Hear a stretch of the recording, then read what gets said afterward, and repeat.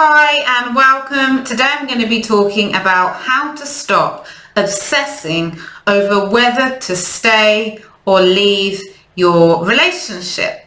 People come to me with this problem every single day and they want to know, should they stay or should they leave their relationship? And often they are obsessively thinking about it, analysing everything, overthinking everything, observing everything their partner is doing.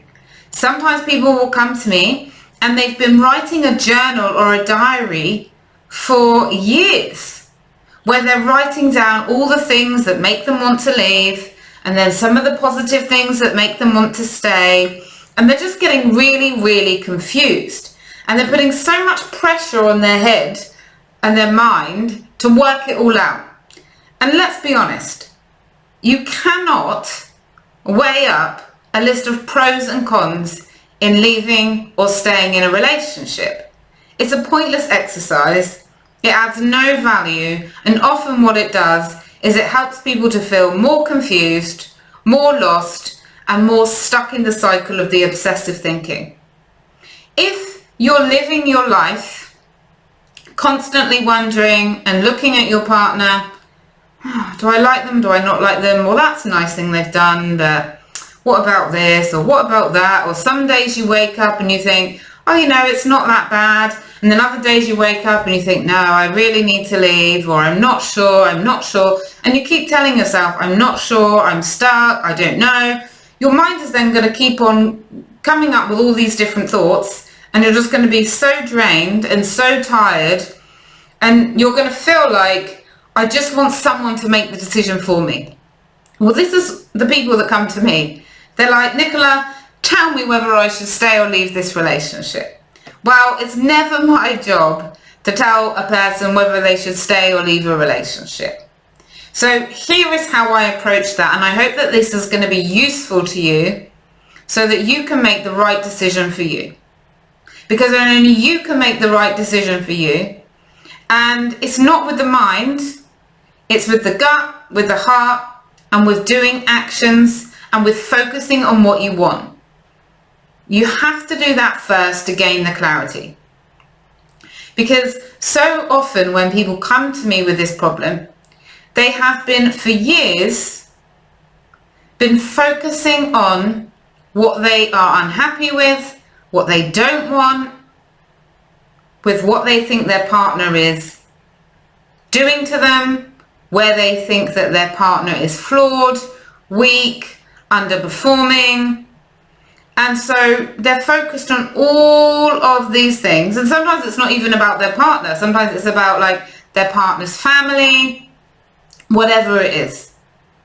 And they're focused so much on all these negative things that it's no wonder that they can't actually work out what is right for them or not. And then, to add to that, they put extra pressure on their mind and they say to themselves, oh, come on, just make a decision. What do you want to do? And the mind goes, I don't know. And they just get stuck in these obsessive thoughts and cycles. So before you make any decision, it's important first to work out what you need to be happy in a relationship. What makes you feel loved, close, connected, alive? What are the most important things for you in a relationship?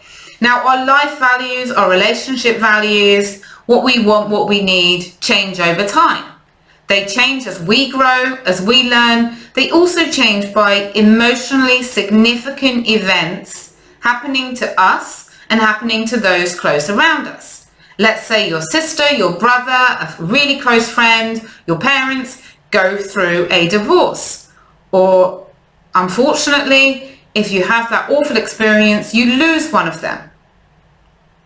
And if that has happened, this may trigger you to change your values. So it's really important to look at what is a great relationship to you. What makes you feel loved? What makes you feel happy? How do you want to spend your time in a relationship? So often I will go through, as part of my assessment to help people decide what is right for them to do next, is we look at what are their top needs in a relationship. So generally I will go through the top 25 needs in a relationship with them. Have this list that I've created over the years. It started off as 10, then 15, and now it's 25. And I ask people to pick their top 8 in order. So for some people, their number 1 is affection. For some people, their number 1 is engaging conversation. For some people, their number 1 is financial peace, transparency, and security. For some people, their number 1 is attention and being present. For some people, their number 1 is meaningful times and occasions, celebrating birthdays and anniversaries and creating special memories. For some people, it's having each other's back. For some people, it's being able to have space, to being able to do your own thing without the other person making you feel guilty. There's so many more. That's just quite a few of them, but there's 25.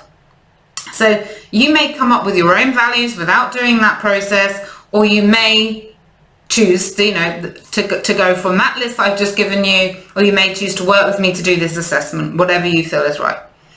So you look at what you need in a relationship. What makes you happy? What is a good relationship to you? And then you look at it and say, can I have this in this relationship? Now, some people will make that decision by themselves. They will say, yeah, I think I can. I think, if I went to my husband or wife, girlfriend, boyfriend, and I said to them, this is what I really need to be happy, they would work on that with me.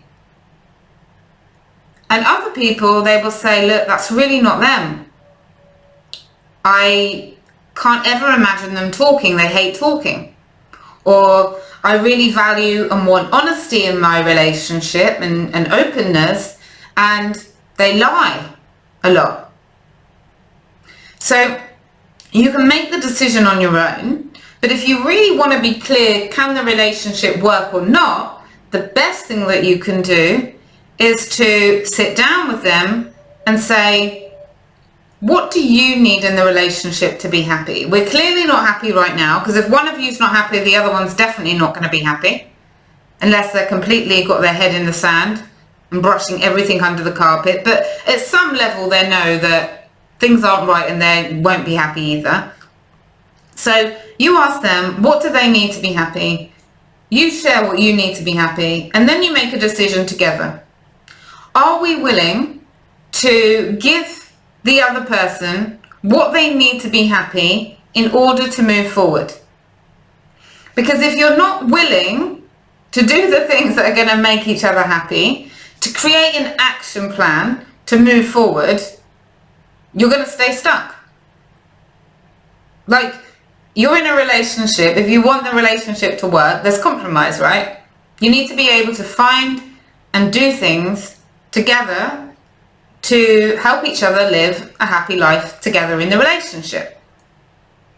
So I create from this, when I work with a couple, a list of actions that they're going to take. Talking about your relationship problems will do nothing. Waiting for time to fix your relationship will do nothing. So you have to get into some actions.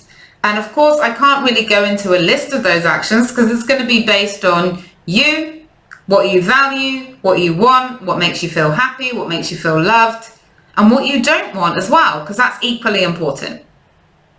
So you will need to then create these actions and make sure that they're actions that you do on a daily basis and on a weekly basis, not, okay, let's go on a romantic trip and then come back and everything's going to be the same.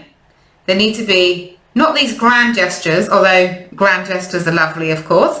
They need to be small, consistent actions. These are what rebuild trust, connection, closeness, and get back that in-love feeling. If you're feeling like, I'm not in love with them anymore, I'm not attracted to them anymore, these are the things to really focus on. So from that, you're going to be able to know whether to stay or to leave your relationship. Some people, they just sit down and say, okay, this is what you need, this is what I need, can we do this for each other, yes or no? If you have a positive outcome from that, and if you say, yeah, I'm willing to give it a go, I'm willing to put in the effort, then you get into the actions, and after a few months, 6 months, however long it is, you're going to know, are things getting better? Are we doing the things that we said we would do to make each other happy? And this is the easiest way to know whether you can have the relationship that you really want. Spending time apart to think over the relationship will not bring you the clarity. And this is the biggest mistake that I see a lot of people make. They'll say, well, I just need to go and have some space.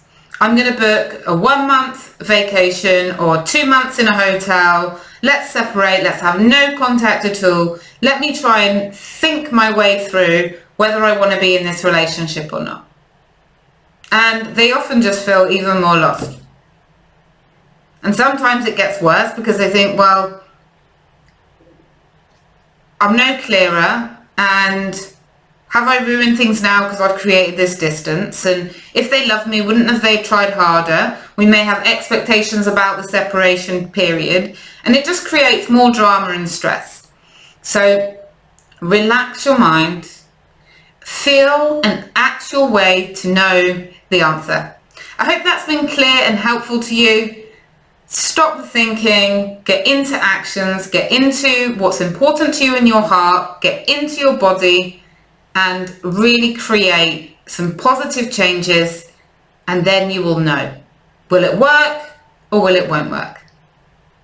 If you want to get more tips, then do feel free to subscribe to my YouTube channel, my podcast, or go to my website nicolabeer.com, where you can get my 7 Secrets ebook and a free relationship happiness meditation at nicolabeer.com.